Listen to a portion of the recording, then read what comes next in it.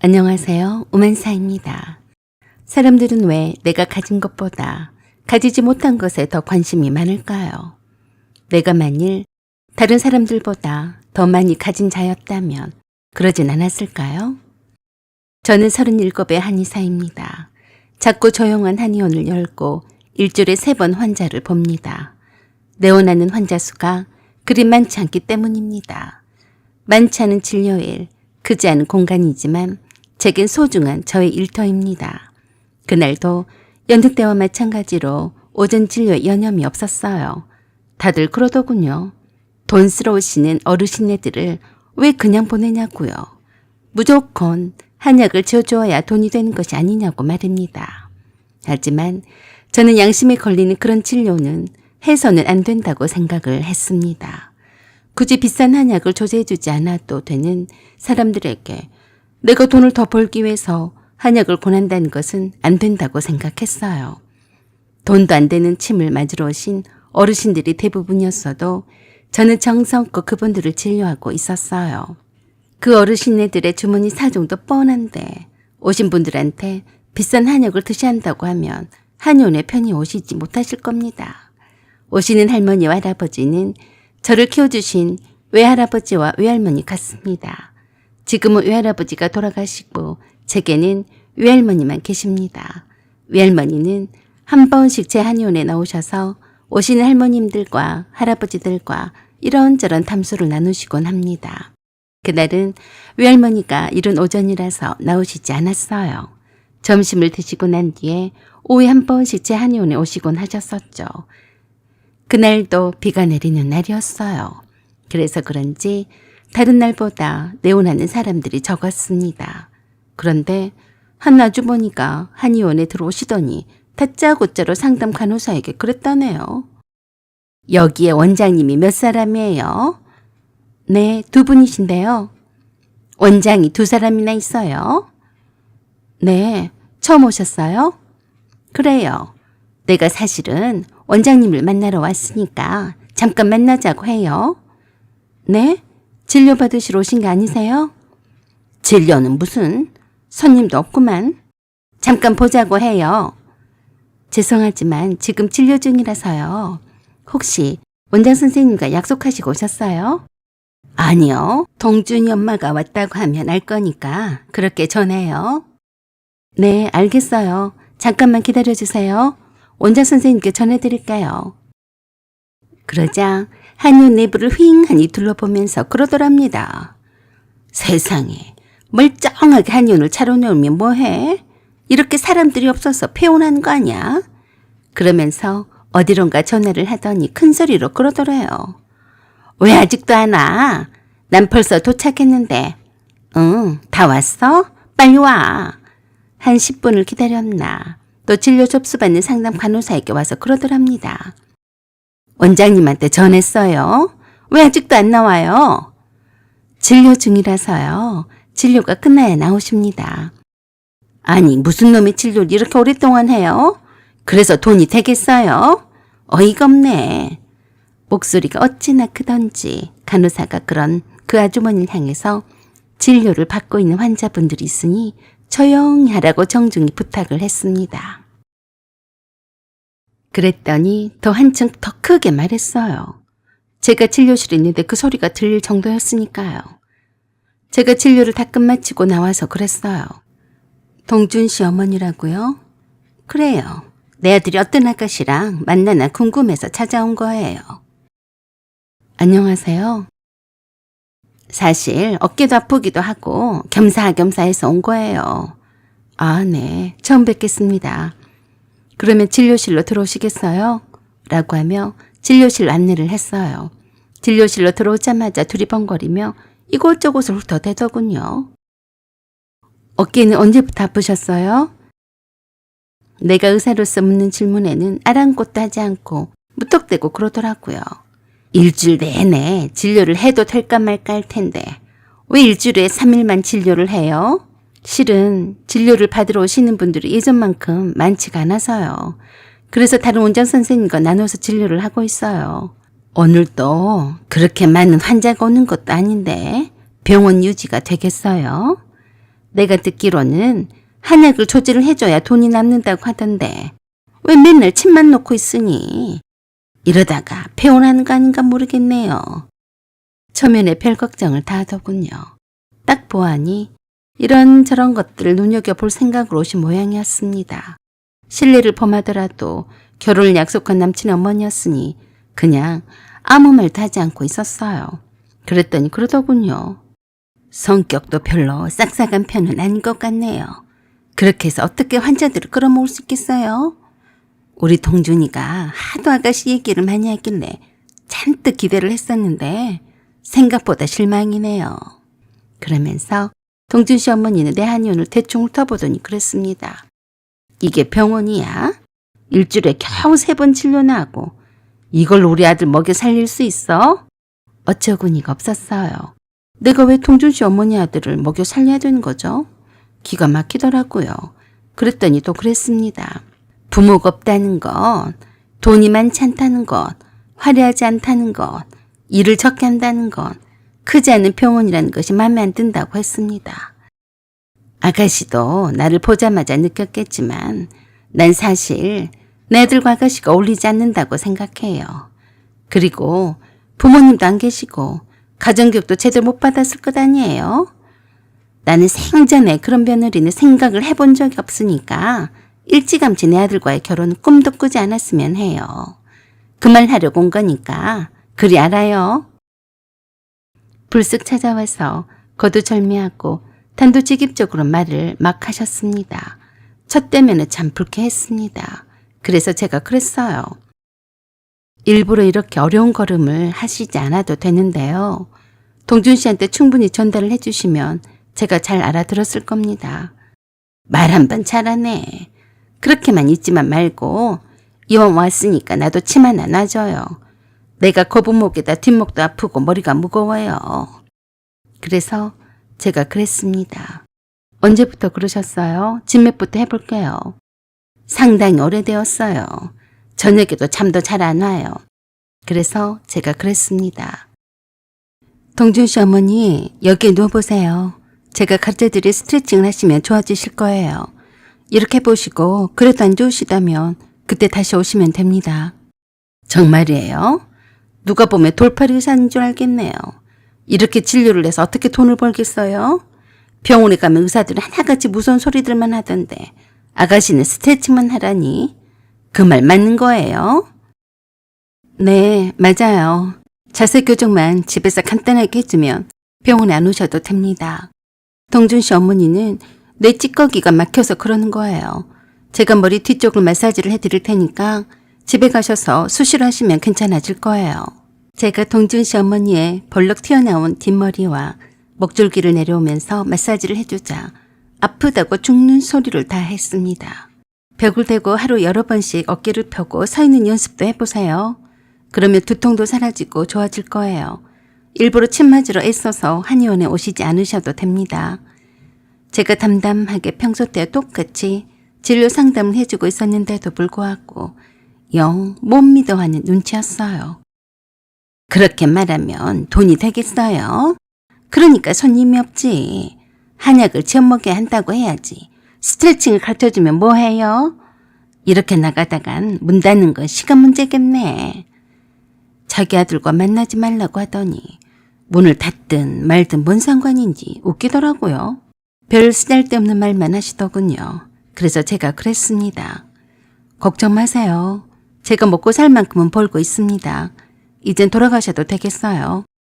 그랬더니 바로 밖으로 나가지 않고 밖에 있던 함께 온 아주머니 2분을 다시 데리고 들어왔어요. 여기 온 이 사람들은 허리에 협착증이 있어서 왔어요. 내가 아는 분들이니까 꼼꼼히 봐줘요. 그러자 그 2 아주머니들이 내게 밝게 웃으면서 한마디씩 했습니다. 아이고, 나이보다 동안이네. 참하게 생겼구만. 안녕하세요. 한 분씩 진료를 해드릴 테니 뒤에 오신 분은 바깥에서 잠깐 기다려주시겠어요? 그리고 동준 씨 어머니는 이제 나가셔도 되겠습니다. 그 말이 황당해 하더라고요. 무슨 진료가 이렇게 간단해요? 침은 안 놔줘요? 네, 침은 안 놔도 되겠어요.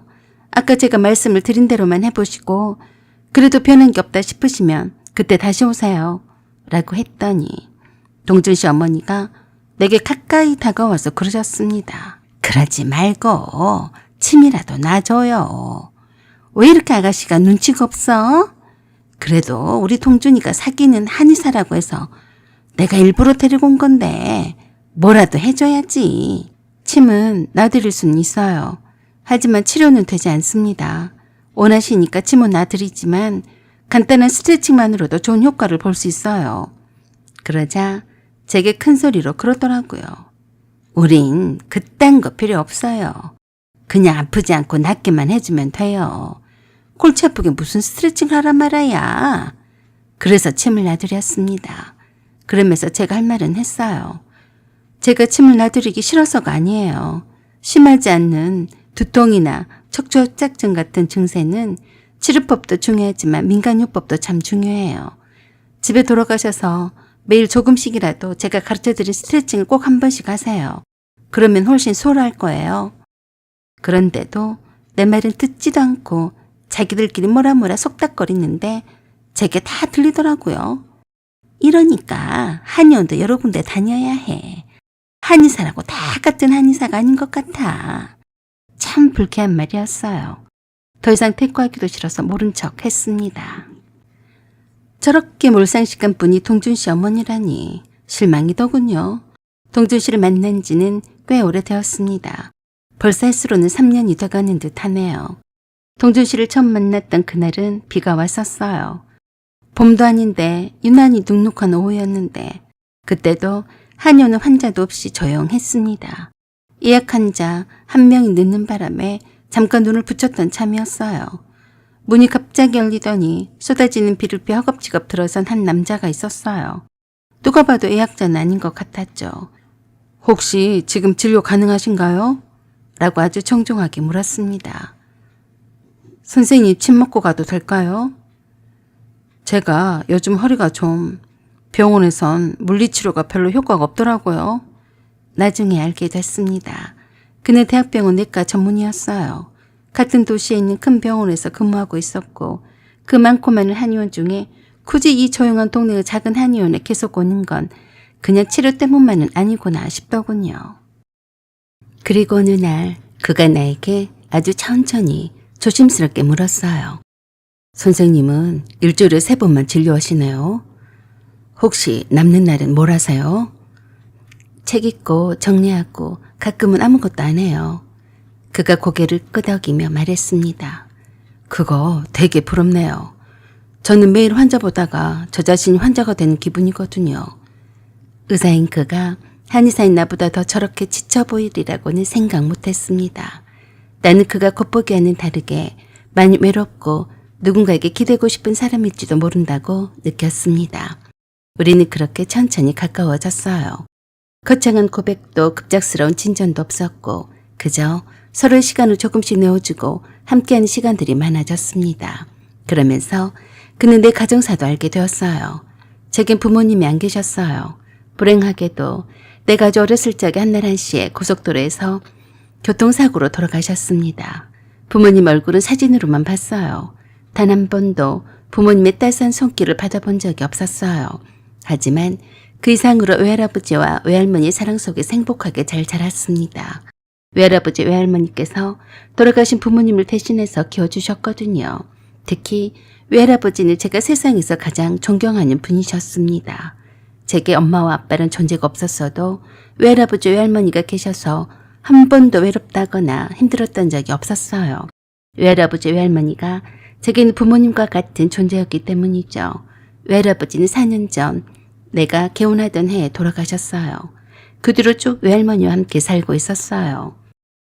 그날 처음으로 동준 씨 어머니를 뵌 이후로 저는 생각이 많아졌습니다. 비록 동준 씨와는 결혼을 약속한 사이가 맞지만 동준 씨 어머니가 나를 마음에 들어하지 않으니 이걸 어쩌면 좋을까 하고요. 저야 평생 한 번 하는 결혼을 모든 사람들의 축복 속에서 하고 싶지 반대한 결혼하고 싶지 않았습니다. 동준 씨와 꼭 결혼을 하지 않으면 죽을 것 같은 그런 절박함도 없었고요. 그냥 때가 되니까 하는 것이고 혼자 사는 것보다야 둘이서 함께 오손도손 사는 것도 좋겠다 싶었을 뿐이었어요. 동준 씨를 너무너무 사랑해서 이 남자가 아니면 절대로 안 된다는 것도 아니었습니다. 그래서 동준 씨를 만나서 제가 그랬어요. 동준 씨, 어머니가 내 병원에 오셨어. 엄마한테 들었어. 엄마가 성격이 좀 급해서 그렇지 사실은 따뜻한 분이야. 엄마가 말이 좀 많았지? 그래서 말인데 동준 씨도 알겠지만 동준 씨 어머니가 나한테 동준 씨랑 만나지 말라고 하셨어. 어떻게 생각해? 어떻게 생각하긴. 우리가 이 나이에 부모님의 결혼 수낙을 받고 결혼해야겠니? 그냥 그러신가 보다 해. 부모님들은 다 자식 일에는 이기적이시잖아. 난 그래도 싫어. 동준 씨 어머니가 그렇게 강경하게 반대하시는데 억지 결혼을 할 생각은 없어. 분명히 그것 때문에 우리 사이도 나빠질 거야. 그러자 동준 씨가 저에게 매우 실망한 표정으로 그랬어요. 우리가 만난 세월이 있는데 우리 엄마의 결혼 반대에 쉽게 무너져야 되겠어? 결혼은 우리 둘이 가는 거야. 이왕이면 양가 부모님의 결혼을 반대하지 않으면 정말 좋겠지만 그건 우리 욕심일지도 몰라. 생각해봐. 우리 엄마는 없는 살림에 형 공부도 포기시키고 내 의대 공부 뒷바라지를 하신 분이야. 충분히 며느리 욕심 내실 만도 하잖아. 그래? 내가 한 의사인데도 양이 안 찬다는 말이잖아. 내 병원 오셔서 그러시더라. 이렇게 내원하는 환자가 없어서야 아들 먹여 살리겠냐고 말이야. 난 사실 그 말을 듣고 엄청 실망했어.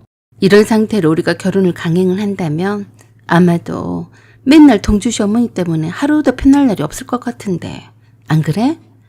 지은아, 우리 엄마는 말만 그렇지 속마음은 그렇지 않으셔. 너도 겪어보면 알게 될 거야. 내 말을 믿고 그냥 결혼을 진행하자. 나는 동준 씨의 말에 반신반의했습니다. 어떻게 해야 할지 모르겠더라고요. 그래도 외할머니께는 걱정을 끼쳐드릴까 봐서 미리 말씀을 드리지 않았어요. 그런 상태로 동준 씨와는 거리가 약간 멀어진 느낌이 들었어요. 그래서 그런지 동준 씨가 결혼을 서둘렀습니다. 뜬금없이 동준 씨 어머니가 내게 연락을 해서 그러셨어요. 이번 주 주말에 우리 집에 한번 와요. 동준이 아버지한테 정식으로 인사를 해야죠.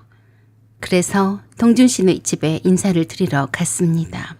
그랬더니 이전과는 다르게 제게 잘 해주시더군요. 아마도 동준 씨가 저와 결혼을 하지 않으면 다른 어떤 여자와도 결혼은 절대로 하지 않는다고 엄포를 놨던 모양이었어요. 그러면서 제게 그러셨어요. 난 아직도 아가씨가 내 며느리로는 양이 안 차요. 하지만 동준이가 내가 허락하지 않아도 결혼을 하겠다는 말에 어쩔 수 없이 아가씨와의 결혼을 받아들이기로 한 거예요. 내가 강조해서 말하지만 내 아들이 병원을 개원해서 월급쟁이 의사에서 벗어난 것이 내 소원이에요. 내 아들과 결혼을 하더라도 아가씨가 벌어서 내 아들 병원을 차려줘야 해요. 그게 내 조건이에요. 그래서 제가 담담하게 말했습니다. 죄송하지만 동준 씨와 결혼 조건이라면 사양하겠습니다. 동준 씨의 병원 개원 문제는 동준 씨 문제이지 제 문제는 아니에요. 물론 부부지간이라면 서로 도와줄 수는 있는 문제죠. 그건 저희가 그때가 되면 알아서 할 일이고요. 단지 동준 씨와 결혼을 허락받는 조건으로는 받아들일 수 없어요. 그러자 푸르르 제게 화부터 냈습니다. 참 고약한 아가씨네. 내가 이만큼 한 발짝 뒤로 물러났으면 말이라도 네 라고 하면 어디가 덧났나요? 참 품없이 자라서 그런지 성격 한번 모지네 그려. 동준 씨는 옆에서 안절부절 못하면서 내게 그랬어요. 준 씨, 엄마가 그냥 하는 소리예요. 엄마도 그만하세요. 그러자 동준 씨 어머니가 내게 한마디를 더 하셨습니다. 지은 양도 생각이란 걸 해봐요.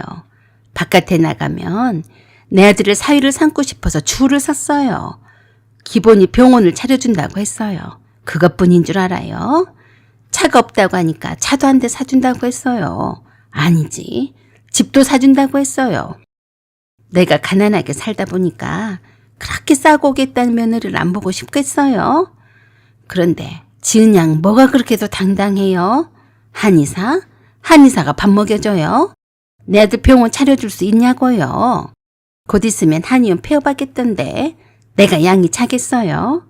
거기에다가 부모도 없이 자랐고 보아하니 어렵게 사는 티가 팍팍 나는데 뻔한 뻔짜인 지은 양을 내가 며느리로 보고 싶겠어요? 돈을 잘 벌기를 하나, 돈이 있기를 하나, 부모 배경이 있기를 하나, 뭐 하나 있는 게 없잖아요. 그래서 제가 단호하게 말씀을 드렸습니다. 어머니, 그렇게 마음에 안 드시면 병원 차려주고 집 사주고 차 사주는 며느리를 보세요. 제가 그런 며느리를 볼 기회를 드릴 테니까 더 이상 억울해하지 마세요. 그래 알고 전 이만 가보겠습니다. 라고 바로 동준 씨 집에서 나와버렸어요. 도저히 더는 못 들어주겠더라고요. 동준 씨는 박차고 나오는 날을 따라서 손발을 싹싹 빌면서 애원을 하다시피 했습니다. 우리 엄마는 저러다 마실 뿐이야. 네가 좀 이해해줘. 미안해. 그냥 네 엄마 말씀대로 병원 차려주고 집 사주고 차 사주는 여자를 만나서 결혼해. 우린 여기까지인 것 같다. 그렇게 동준 씨와는 헤어지게 되었어요. 제 마음은 변함이 없었는데 계속해서 동준 씨가 한의원으로 저를 찾아왔습니다. 오는 사람을 어떻게 막을 방법이 없더라고요. 동준 씨는 계속해서 제 마음을 바꾸려고 노력을 했지만 저는 늘 같은 말만 되풀이했습니다. 어머니한테 결혼 승낙을 받아와. 그러면 그때 가서 내가 생각을 해볼게. 그런지 한 달이 지난 어느 날이었습니다. 갑자기 동준 씨 어머니가 한의원으로 저를 찾아왔어요. 표정이 험악하더라고요. 오자마자 감히 내 한의원에서 소리를 고래고래 질러댔습니다. 야, 원장 나오라고 해. 내원한 환자분들도 있었는데 무식하게 소리를 지르다니 어이가 없었어요. 제가 동준 씨 어머니한테 갔더니 내게 삿대질을 하면서 그랬습니다. 네가 동준이한테 시켰지? 뭘 말해요? 감히 여기가 어디라고 오셔서 이 행패를 부리세요? 뭐야? 착하디 착한 내 아들을 꼬드겨서 나랑 얼굴 안 보겠다고 하더라. 다 네가 그렇게 하라고 한 것 아니여? 씩씩거리면서 저를 한 대 칠 기사였습니다. 그때 저희 외할머니가 나타나셨어요. 당신 누구요? 누군데 여기서 소란이요? 당신이야말로 뭔 상관이야? 라고 하면서 동준 씨 어머니가 저희 외할머니한테 한 소리를 하려던 찰나에 갑자기 꿀먹은 벙어리처럼 아무 말도 못하고 놀라 자빠졌습니다. 저희 외할머니도 동준 씨 어머니를 보시더니 바로 그러셨어요. 혹시 옥천댁이 아니여? 옥천댁? 저도 외할머니한테서 자주 들었었던 말이었어요. 그러자 동준 씨 어머니가 그랬어요. 어머, 아주머니 여기서 뵙다니요?